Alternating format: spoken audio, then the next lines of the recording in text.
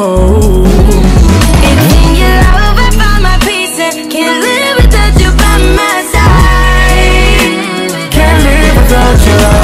I'm here as long as you want me. I'm yours as long as you need me. I can see it. Can you see me, God? Shalom frères et sœurs, alors aujourd'hui une nouvelle vidéo très spéciale comme d'hab.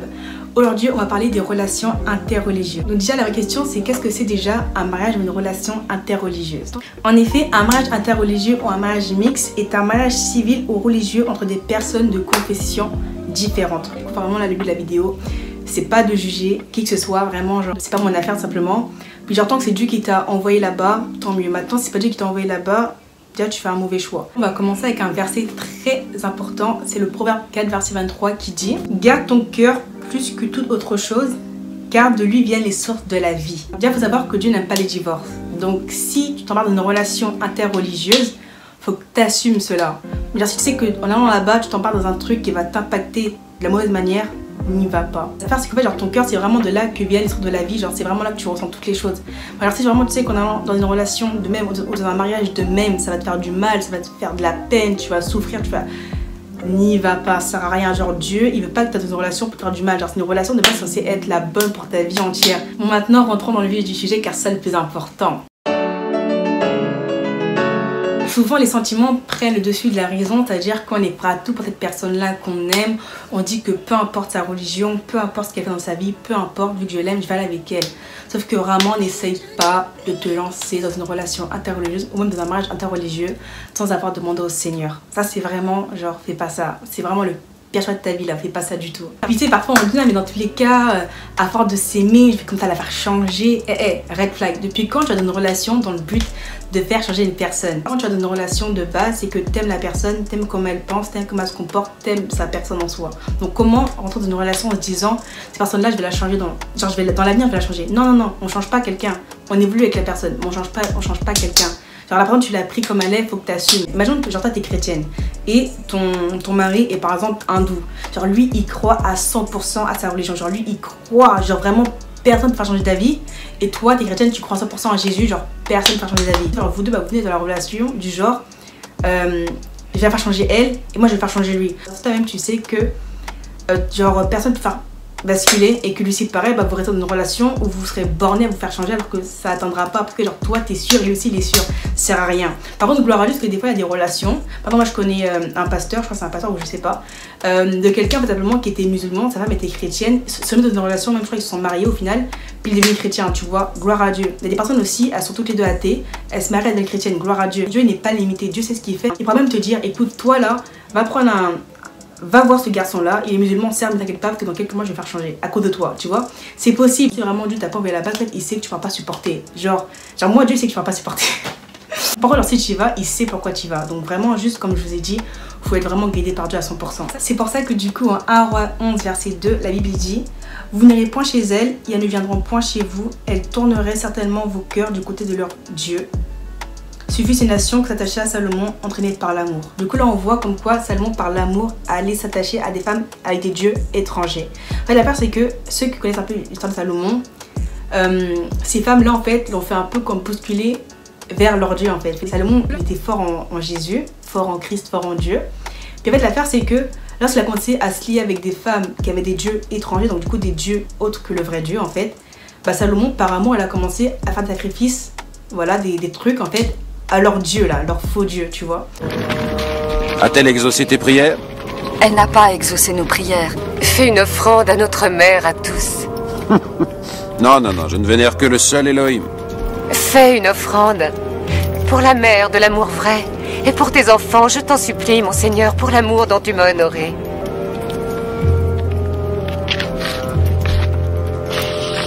En fait, genre Dieu vraiment il te dit, genre si vraiment tu sais comme quoi être dans une relation ça peut faire basculer aussi ta foi, n'y va pas. Du coup bah là je te demandais au fait au final, est-ce que Dieu il est pour les relations interreligieuses, est-ce qu'il est pas pour? En effet, lorsqu'on a lu ce verset là, du coup qu'on vient de lire là tout de suite, on apprend comme quoi la Bible il dit vous n'irez point chez elles. Du coup bah nous pour les femmes, vous n'irez point chez eux. En fait Dieu veut pas qu'on aille chez des gens, prendre des dieux étrangers en fait, des gens qui n'adorent pas du coup bah lui tout simplement. Maintenant à travers ce verset là que je vais vous lire, on va maintenant pouvoir voir est-ce que maintenant Dieu il est pour ou contre. Dès qu'on va lire le Malachie 2 verset 11, la Bible dit « Judas s'est montré infidèle, et une abomination a été commise en Israël et Jérusalem, car Judas a profané ce qui est consacré à l'Éternel, ce qu'aime l'Éternel. Il s'est uni à la fille d'un dieu étranger. » On comprend comme quoi Dieu n'était pas trop d'accord sur le fait que Judas s'unit à une fille d'un dieu étranger, ok? En fait, Dieu il fait ce qu'il veut. Genre, si vraiment Dieu te dit vas-y, faut que tu ailles. En fait, genre, c'est pas tout le monde que Dieu envoie à avoir des relations avec des personnes qui ne l'adorent pas lui. Genre, Dieu il est pas dans tous ces mélanges-là, tu vois. Maintenant, alors, si Dieu te dit toi, vas-y, il sait pourquoi je dois aller. Genre, toi, genre, tu vas l'impacter quelqu'un, il te veut toi pour aller impacter cette personne-là. Moi, Dieu n'est pas pour les relations interreligieuses si c'est lui qui t'a appelé là-bas. Sinon, il est contre.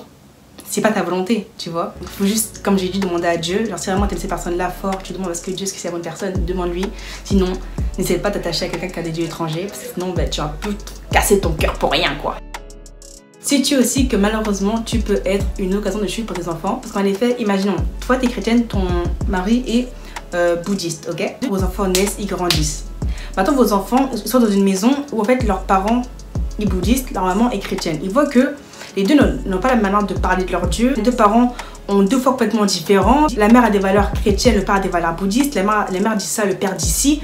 Ils se disent, mais en fait, pourquoi est-ce que Dieu, il est séparé? Ils se posent grave des questions par rapport à ça. Et en fait, l'affaire, c'est que les enfants, en fait, par l'union que tu as eu avec ton mari, qui est un Dieu étranger, les enfants ont le choix d'être soit chrétiens, soit d'être bouddhistes, ou après, bah, s'ils veulent faire autre chose, ils auront autre chose. En fait, l'affaire, c'est qu'il y a une différence entre deux chrétiens qui se mettent en relation, qui font des enfants. Leurs enfants, alors s'ils veulent être musulmans, ce qu'ils ont vu ailleurs, c'est pas les parents le problème. Imagine toi et cet homme-là, maintenant toi t'es chrétienne, cet homme-là est bouddhiste. Genre tes enfants, ils ont le choix entre deux religions complètement différentes. Ils vont aller vers le bouddhiste, faut pas prendre mal, fallait s'y attendre un peu. C'est pourquoi alors si Dieu t'a appelé dans une relation interreligieuse, il sait qu'en fait ton mari, son cœur, il va le transformer.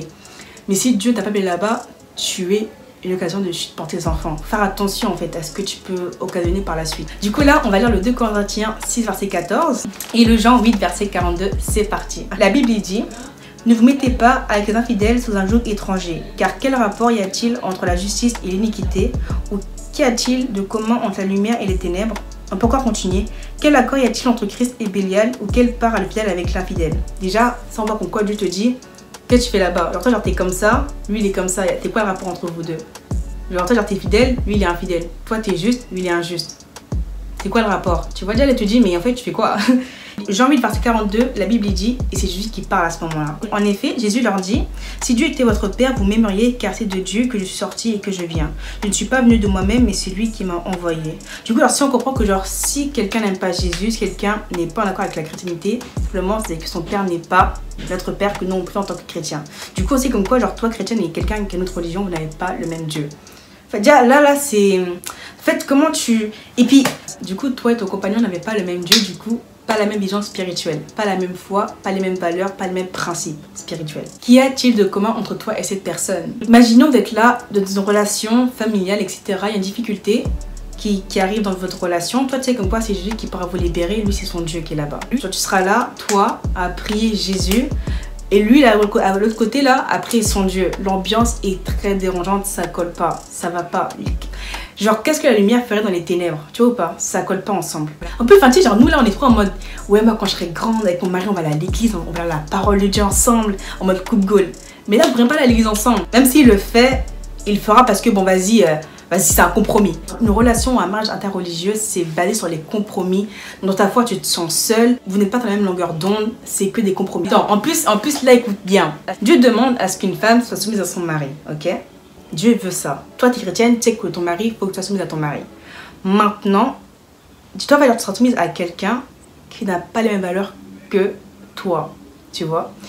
Ton mari doit aimer, doit t'aimer comme Jésus-Christ a aimé son église. Si ton mari n'est pas chrétien, comment veux-tu qu'il puisse t'aimer comme Jésus a aimé son église? Un couple chrétien doit savoir se gérer tous les deux. Pour que la femme soit soumise à son mari, il va falloir que son mari l'aime comme Jésus-Christ a aimé son église. Et pour que l'homme aime sa femme, il va falloir qu'elle soit soumise. Tu vois, c'est comme ça. Maintenant, genre, si toi, tu es soumise à un homme qui a des valeurs complètement différentes de Dieu, mais... Non, mais... Comment tu veux faire? Non, mais faut me dire, comment tu veux faire? Par contre, relation chrétienne à deux ou relation religieuse, peu importe ce qui va se passer, peu importe ce que ton mari va devoir te dire, il faudrait que tu sois quand même soumise, mais obéissante à Dieu. Maintenant, ton mari dit, par contre, là, qui est dans la rue, là, tu es là pour moi, tu dis rien, en fait, logiquement, même si tu es soumise à ton mari, ben, tu es, c'est pas bon. Tu le sais, tu vois, il y a quand même une différence entre obéissance et être soumise. Tu soumets à ton mari, par contre tu obéis à Dieu. Maintenant là tu es là, une relation interreligieuse. Tu sais qu'avant de faire un projet, il faut d'abord tout confier à Dieu. Maintenant ton mari il a un projet qui n'est pas chrétien, qui n'est pas bon du tout. Et toi, tu dois être soumise à lui et le suivre dans son projet.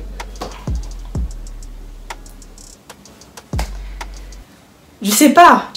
Tu vois, on peut dire que c'est pas si simple que ça, une relation entre Dieu. Vraiment, je vous dis, il faut vraiment être guidé par Dieu parce que sinon, c'est pas facile, tu supporteras. En plus, t'es marié, là, c'est l'alliance là, à la main, là, au doigt. Donc là, tu peux pas, là, du coup, franchement, avant d'entrer dans une relation interreligieuse, même dans un mariage interreligieux, demande à Dieu, sinon, tu en subiras les conséquences.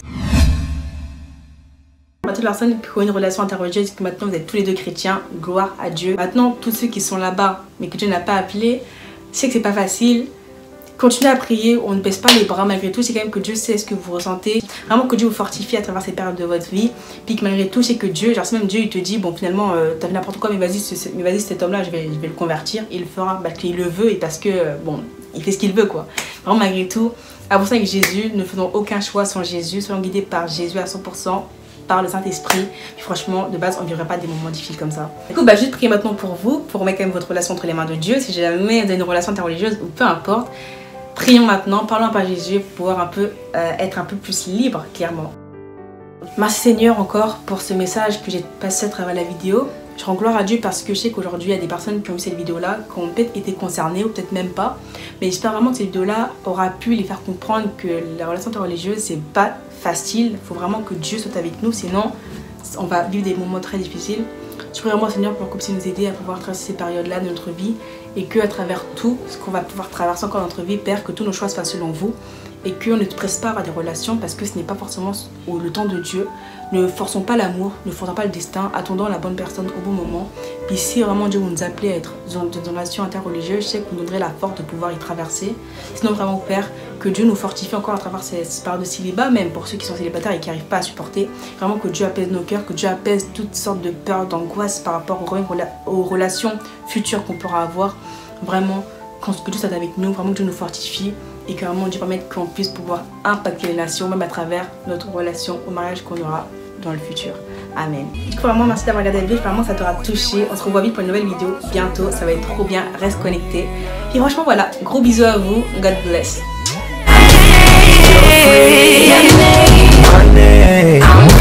You're free. My name.